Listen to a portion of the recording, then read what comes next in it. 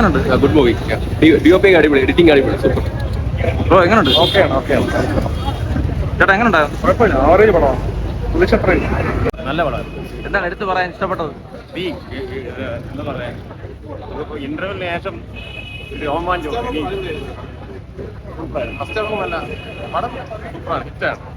ഒരു ക്ലാസിക് തന്നെയാണ്, ക്ലാസ് പടമായിട്ട് തന്നെ എടുത്തിരിക്കുന്നത്. എല്ലാം ഉണ്ട്. ലാഗൊന്നുമില്ല, നല്ല ലാഗ്. എങ്ങനെയുണ്ടാ ലാലേട്ടന്റെ സ്ക്രീൻ പ്രസൻസും കാര്യങ്ങളൊക്കെ എങ്ങനെയുണ്ടായിരുന്നു? അടിപൊളിയാണ്. ചേട്ടാ കൊള്ളാം ചേട്ടാ. ഫസ്റ്റ് ഹാഫ് ഒരു ഹോളിവുഡ് പടം, സെക്കൻഡ് ഹാഫ് ഒരു മോളിവുഡ് പടം, രണ്ടും കൂടെ കോമ്പോ ഉള്ള ഒരു പടം. നല്ല പടമാണ്, ഒരു വട്ടം അല്ല എല്ലാവർക്കും കാണാം.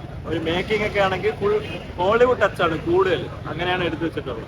മേക്കിങ്ങിന്റെ വൈസ് നോക്കിയാണെങ്കിൽ നല്ല പടം. ഇതുവരെ ഇന്ത്യൻ സിനിമയിലെല്ലാം ഇങ്ങനെ വന്നു കാണില്ല. എന്തായാലും കാണണം, എല്ലാവരും കാണണം.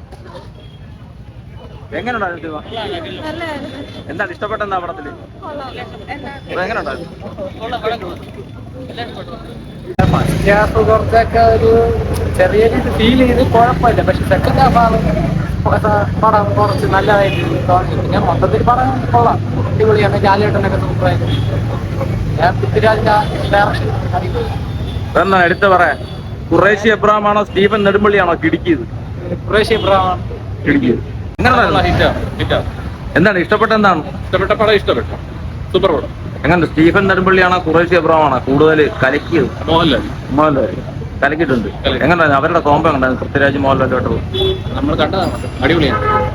അടുത്ത തേർഡ് പാർട്ടിന് വേണ്ടിയിട്ട് അതിനുള്ളതുണ്ട്. ഇതാണ് ഒരു സീക്വൽ എന്ന് പറയുന്നത്. അതൊക്കെയെല്ലാം തട്ടിക്കൂട്ടല്ലേ, ഇത് കറക്റ്റ് ആയിട്ട് അത് വേണം, എങ്കിലേ കഥ എൻ്റെ ആവും.